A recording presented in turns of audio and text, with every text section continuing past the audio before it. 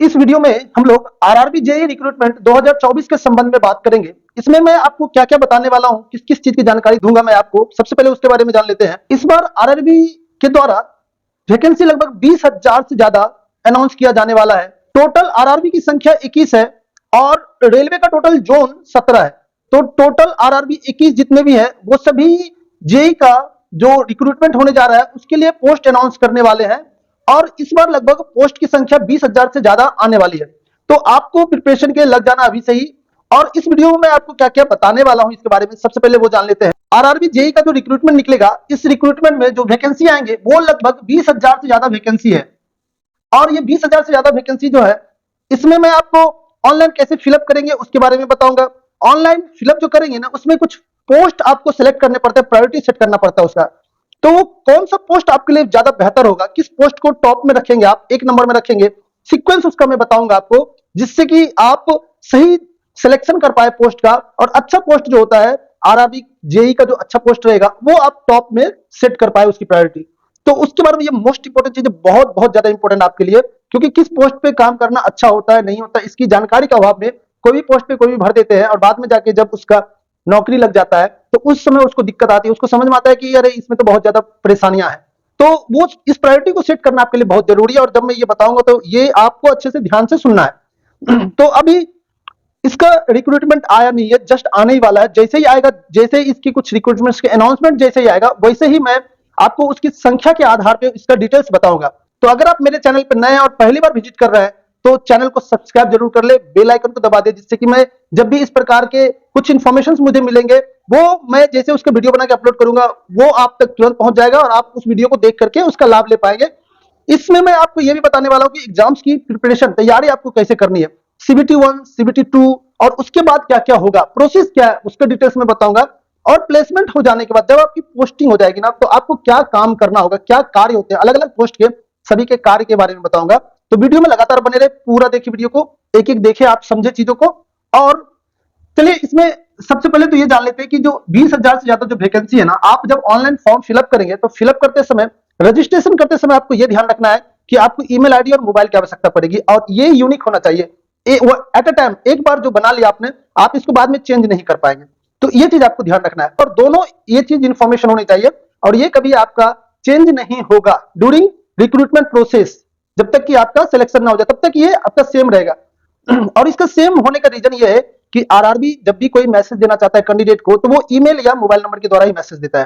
तो ये सेम होना चाहिए, ये चेंज नहीं कर सकते आप बाद में। तो इसका सोच समझ के ही रजिस्ट्रेशन जब करेंगे, जब इसकी रिक्रूटमेंट आ जाएगी और रजिस्ट्रेशन आप जब करेंगे तो उसका ध्यान रखना आपको कि ये दोनों आपको ईमेल आईडी और मोबाइल नंबर मैंडेटरी है और एक बार जो आप इस्तेमाल कर लेंगे वो चेंज नहीं कर पाएंगे जब इसका रिक्रूटमेंट पूरा हो जाएगा। और अगर आपकी पोस्टिंग हो जाती है या नहीं होती है तो उसके बाद ही उसका काम खत्म होगा, उसके पहले आपका उसकी जरूरत पड़ सकती है कभी भी। और अगर आपका सिलेक्शन स्टेप्स आगे बढ़ते जा रहे हैं, सीबीटी 1, सीबीटी 2, सीबीटी, उसके बाद का जो भी रिक्रूटमेंट प्रोसेस है, तो उन सभी में आपको आरआरबी क्या करता है कि मैसेज भेजता है मोबाइल नंबर और ईमेल पे। तो इसलिए ये मैंडेटरी है, इसको आप बदल भी नहीं सकते, इसके लिए अलाउड नहीं है। अब उसके बाद जब ये दोनों आप रजिस्ट्रेशन कर लेते हैं इस दोनों के द्वारा, तो फिर आप ऑनलाइन फॉर्म फिलअप कर सकते हैं। और ऑनलाइन फॉर्म फिलअप करने के लिए आपको कुछ थंब इंप्रेशन मांगा जाता है, तो थंब इंप्रेशन आप ये सारी चीज आपको अपलोड करने पड़ेंगे और आपकी जो भी डिटेल्स मांगे जाएंगे वो देना है। जब वो फॉर्म फिलअप कर लेंगे पूरी तरह से, तो लास्ट में ये ध्यान रखना है उसको सेव करके अपने पास जरूर रखना है। और ये सबसे ज्यादा जरूरी, ताकि भविष्य में आप अगर समस्या है, किसी प्रकार की जानकारी लेना हो कि आपने क्या क्या भरा या क्या गलतियां हो गई थी, तो उसके लिए भी आपको आरआरबी एक चांस देता है।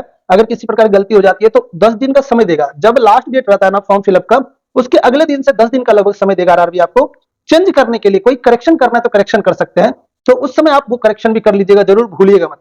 और इन सभी करने के बाद आपको एग्जाम्स की तैयारी भी करनी पड़ेगी। सीबीटी 1 देखिए, सीबीटी 1 में क्या क्या पूछा जाएगा उसके बारे में जानेंगे। सीबीटी 2 में किस प्रकार के क्वेश्चंस आएंगे और उसका क्वेश्चंस किस प्रकार से आएगा वो तो ठीक है, लेकिन आपको क्या क्या पढ़ने पड़ेंगे, कैसे पढ़ना है, क्या उसका तरीका है पढ़ने का, किस प्रकार के क्वेश्चंस आते हैं, इन सभी चीज का डिटेल्स में देने वाला हूं आपको। आप मेरे चैनल से जुड़ करके इन सभी का डिटेल्स प्राप्त कर सकते हैं। मैं डेली ऑनलाइन वीडियो फ्री में अपलोड करूंगा, लाइव वीडियो आएगा मेरा, जिसको देख करके आप लाभ उठा पाएंगे। तो फटाफट आप मेरे चैनल को सब्सक्राइब जरूर कर ले, बेल आइकन को दबाना ना भूले। तो देखिए, सीबीटी 1 में मैथमेटिक्स के 30 क्वेश्चन रहेंगे और उसी प्रकार से रीजनिंग के 25 क्वेश्चन रहेंगे। ये जनरल अवेयरनेस है, 15 क्वेश्चन रहेंगे और जीएस के 30 क्वेश्चन रहेंगे। अब जीएस जो है यहाँ पे है, ये जीएस में फिजिक्स केमिस्ट्री और बायोलॉजी आता है, ध्यान रखना। यहाँ पे जीएस में फिजिक्स केमिस्ट्री और बायोलॉजी से पूछा जाएगा, 30 क्वेश्चन रहेगा। जनरल अवेयरनेस क्या हो गया कि जो रेगुलर घटनाएं होती है डे बाय डे, उसका डिटेल्स पूछा जाता है, और कुछ हिस्टोरिकल या आपके सिविक्स से क्वेश्चन पूछे जा सकते हैं। और रीजनिंग आप जानते हैं, नॉर्मली रीजनिंग मोस्ट इंपोर्टेंट, बहुत ही आसान है, यहाँ से आप मैक्सिमम मार्क्स ग्रैब कर सकते हैं एग्जाम्स में। इन सभी की तैयारी कैसे करनी है उसके बारे में मैं आपको बताऊंगा, रेगुलर इसका वीडियो लाऊंगा, तो आप मेरे प्रत्येक वीडियो को जरूर देखिएगा, जिससे कि आप अच्छे से तैयारी कर पाए। और इसके बाद मैथमेटिक्स है, मैथमेटिक्स में 30 मार्क्स आएंगे। और मैं बिहार से बिलोंग करता हूँ, और आप जानते हैं कि बिहार के जितने भी टीचर्स होते हैं ना, वो उनका मैथमेटिक्स बहुत स्ट्रॉन्ग होता है। तो मैं आपका जो प्रिपरेशन कराने वाला हूँ इसका ना, वो बहुत ही शानदार होने वाला है। और एक एक क्वेश्चन में to the point, JE recruitment में जो भी क्वेश्चंस आ चुके हैं इसके पहले प्रीवियस ईयर्स का, उन सभी की तैयारी कराऊंगा, और मैं बताऊंगा आपको किस प्रकार के क्वेश्चंस आने की संभावना रहेगी और किस प्रकार क्वेश्चंस आ चुका है। तो देखिए, ये सीबीटी 1 है, और इसमें इसका मतलब क्या है, टोटल मार्क्स 100 रहेगा, और टाइम कितना रहेगा, 1.5 घंटे का समय दिया जाएगा आपको। 100 क्वेश्चंस, 100 मार्क्स, 1/3 नेगेटिव मार्किंग रहेगा, और 1.5 घंटे का आपको समय दिया जाएगा। अब इसमें आपको कटअप जरूरी, यूआर के लिए 40%, यानी 40 मार्क्स चाहिए। 100 क्वेश्चन, 100 मार्क्स में से 40 मार्क्स चाहिए पास होने के लिए यूआर वालों को। ओबीसी एससी वालों को 30 मार्क्स चाहिए, एसटी वालों को 25 मार्क्स चाहिए, तभी वो सीबीटी 2 के लिए क्वालिफाई कर पाएगा। अगर उससे कम मार्क्स लाता है तो वो क्वालिफाई नहीं कर पाएगा। तो इस चीज का विशेष ध्यान रखिए, आपको अच्छे से पढ़ाई करना पड़ेगा। कंपटीशन आज के समय बहुत टफ हो गया, आपको टू द पॉइंट पढ़ना पड़ेगा, और मैक्सिमम समय देना पड़ेगा। जो पोर्शन आपका वीक है उस पोर्शन पे ज्यादा ध्यान देना पड़ेगा, जिससे कि आपकी तैयारी अच्छे से हो पाए और आप अपने लिए एक सीट पक्का कर पाए। तो चलिए, इसके बाद हम लोग सीबीटी 2 के बारे में जानते हैं। जब आप सीबीटी 1 से पास कर जाएंगे और सीबीटी 2 में जाएंगे ना, तो जितने कैंडिडेट रहेंगे जेई रिक्रूटमेंट में, उसमें से कितने व्यक्ति को सीबीटी 2 के लिए क्वालिफाई किया जाएगा, तो इसके बारे में भी ध्यान रखिएगा। ये लगभग 15 गुना, यानी जितना रिक्रूटमेंट है ना, उसका 15 गुना सीट, 15 गुना कैंडिडेट्स को सीबीटी 2 के लिए क्वालिफाई किया जाएगा। तो इस चीज को समझिएगा। तो अगर 20,000 आ रहा है और उसके 15 गुना कर देंगे, तो 15 दूनी 30 हो जाता है, लगभग 3 लाख। 3 लाख व्यक्ति को सीबीटी 2 में बैठने का मौका मिलेगा। तो उसमें से वो कैंडिडेट आप भी हो सकते हैं, और सीबीटी 2 में अगर बैठ गए तो फिर वहां पे आपको सीबीटी 1 के बाद कुछ समय मिलेगा ना, तो आपको तैयारी अच्छे से करना है। लेकिन सीबीटी 2 में क्वेश्चन थोड़ा डिफरेंट आने वाला है, तो उसकी तैयारी आपको पहले से ही करनी पड़ेगी। अगर आप सीबीटी 1 के बाद सोचेंगे तैयारी करें ना, तो फिर आप लेट हो जाएंगे। तो सीबीटी 1 और सीबीटी 2 की तैयारी शुरू से ही करनी पड़ेगी, और कैसे कैसे करेंगे वो सारी चीज मैं बताऊंगा। चलिए, सीबीटी 2 में किस प्रकार के टॉपिक्स लिए जाएंगे जिससे क्वेश्चन आएगा, वो देखिए, जीएस से लिया जाएगा 15 क्वेश्चन, जनरल अवेयरनेस है। अब यहाँ जो जनरल अवेयरनेस है, जिस प्रकार की जनरल अवेयरनेस यहाँ पे है ना, सिमिलर टाइप का जनरल अवेयरनेस यहाँ भी रहेगा, उसमें विशेष अंतर नहीं रहेगा। और लेकिन जीएस यहाँ पे 15 मार्क्स जो रहेंगे, यहाँ जीएस 30 मार्क्स था, यहाँ पे बायोलॉजी नहीं लिया जाएगा, ये इंपॉर्टेंट है। इसमें बायोलॉजी लिया गया है, फिजिक्स केमिस्ट्री बायोलॉजी तीनों से रहेगा, लेकिन इस जीएस में फिजिक्स और केमिस्ट्री से लिया जाएगा क्वेश्चन मात्र। इस चीज को ध्यान रखिएगा। ये जो मैं आपको इन्फॉर्मेशन दे रहा हूँ मोस्ट इंपॉर्टेंट है, और इन सभी चीजों को टू द पॉइंट समझ करके इसकी अच्छी से तैयारी करनी है आपको। अगर आप सभी चीजों की तैयारी अच्छे से कर लेंगे ना, एक एक चीज की तैयारी ना, तो आपका सीट पक्का है, ये मैं गारंटी देता हूं आपको। आप बस एक चीज ध्यान रखिएगा, मेरा वीडियो कंटिन्यू देखते रहिएगा, और मैं जितने भी चीज बताऊंगा उन सबको अच्छे से फॉलो करना है।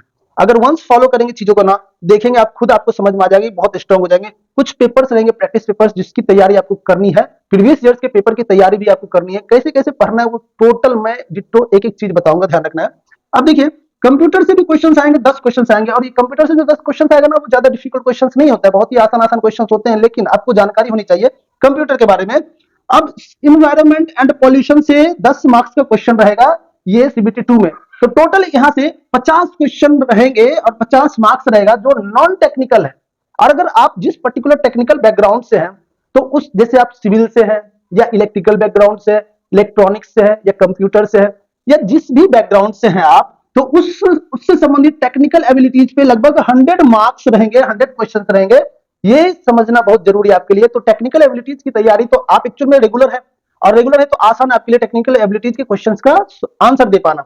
और इन टेक्निकल एबिलिटीज पे आपको विशेष ध्यान देना। आप जितने भी कॉलेज लेवल के बुक है आपके ना, उसको अच्छे से पढ़ लेना, टू द पॉइंट। एक एक ऑब्जेक्टिव क्वेश्चन जितने भी आपने पढ़ रखे ना, वो सारे ऑब्जेक्टिव क्वेश्चन अच्छे से पढ़ना है। मात्र ऑब्जेक्टिव क्वेश्चन अगर अच्छे से पढ़ लिए, और मैं कुछ आपको सेट प्रोवाइड करूंगा, उन सभी सेट्स क्वेश्चंस का पढ़ लेंगे। आप जिस बैकग्राउंड से है, जैसे सिविल से है या जिस भी बैकग्राउंड से है, और आपको अगर कुछ क्वेश्चंस चाहिए होगा तो कमेंट करके जरूर बता देना। आप, मैं आपको उस पर्टिकुलर टाइप का टेक्निकल क्वेश्चंस प्रोवाइड कर दूंगा, जिससे कि आप आसानी से तैयारी कर पाएंगे। मैं खुद एक टेक्निकल बैकग्राउंड से हूं, जो मैं आपको पढ़ा रहा हूं ना, मैं ये चीज इसलिए बता पा रहा हूं क्योंकि मैं टेक्निकल बैकग्राउंड से हूं, और टेक्निकल बंदा ही आपको बता सकता है। तो मैंने भी डिग्री कर रखा है, तो मैं अपने बारे में डिटेल्स बाद में बताऊंगा कि मैं क्या हूं नहीं हूं, मैं सारा चीज बताऊंगा वंस आप बस मेरे से जुड़ जाइए। मैं आपको जब तैयारी कराने लगूंगा तो एक एक वीडियो में धीरे धीरे मैं अपने बारे में आपको बताते जाऊंगा, तो आप जानते भी जाएंगे। मैंने टेक्निकल के इस फील्ड के आरआरबी के जेई के 3 एग्जाम्स क्रैक कर रखे हैं, तो उसका भी मैं आपको अगर चाहिए होगा प्रूफ तो मैं उसका प्रूफ भी दे दूंगा, आपको बता दूंगा। और मैं ऑलरेडी अभी कहीं पोस्टेड हूँ, इसकी जानकारी मैं आपको बाद में दूंगा। तो एक एक चीज के बारे में जानकारी, और आप हमसे अगर जुड़ करके तैयारी करते हैं ना, आपका तैयारी बहुत शानदार हो जाएगा, ये ध्यान रखिएगा। तो देखिए, अब यहाँ टोटल मार्क्स कितना 150 हो जाएगा, और यहाँ कितना समय रहेगा, 2 घंटे का समय रहेगा। 100 मार्क्स क्या रहेगा आपका टेक्निकल से रहेगा, 50 मार्क्स नॉन टेक्निकल रहेगा, और टोटल 2 घंटे का समय दिया जाएगा। ये दोनों 150 मार्क्स एक ही पेपर में एक ही टाइम में आपका लिया जाएगा, टेक्निकल नॉन टेक्निकल मिला करके। तो एक सीबीटी 1 हो गया, दूसरा सीबीटी 2 हो गया। सीबीटी 2 में भी ये इस प्रकार की कटअप आपको ध्यान रखनी है, लिया जाएगा, यानी यूआर को 40% लाना जरूरी है, ओबीसी एससी को 30%, एसटी को 25%, यानी 150 में से आपको कैलकुलेट करना इतना। और इतना अगर 150 में अगर 40 निकालेंगे आप, 150 में 40 निकाल लेते हैं तो 60 मार्क्स होता है। तो 60 मार्क्स आप लाएंगे तो आप इलिजिबल हो जाएंगे उसके आगे के लिए, आप मतलब सीबीटी 2 क्रैक कर लिए समझ लीजिए। लेकिन उसमें से कैंडिडेट्स लिया जाएगा, जैसे 15 गुना कैंडिडेट्स जो एग्जाम्स दे रहा है ना, जितना पोस्ट रहेगा उसका 15 गुना कैंडिडेट्स। तो मैंने आपको क्या बताया, लगभग 20,000 से ज्यादा पोस्ट है, और 15 गुना कर देंगे तो लगभग 3 लाख हो जाएगा। तो 3 लाख से ज्यादा कैंडिडेट्स सीबीटी 2 का एग्जाम देगा। अब इसमें से अगर सभी इतना से ज्यादा ले आए, इससे ज्यादा ले आए, जितना रिक्वायरमेंट है, जो मिनिमम लाना मार्क्स उससे ज्यादा ले आए सभी, तो क्या सभी को क्वालिफाई कर दिया जाएगा? ऐसा नहीं होगा। उसमें से एक कटअप निकाला जाता है कि कितने कटअप में लिया गया है कैंडिडेट्स को, और उसके बाद फिर कुछ डॉक्यूमेंट वेरिफिकेशन होता है या फिर मेडिकल होता है, उस दौरान सभी को छांट दिए जाते हैं, और कुछ व्यक्ति को स्टैंड बाय में रख लिया जाता है, और जितने पोस्ट रहते हैं उसमें से थोड़ा सा ऐड करके कैंडिडेट्स को सेलेक्ट कर लिए जाते हैं।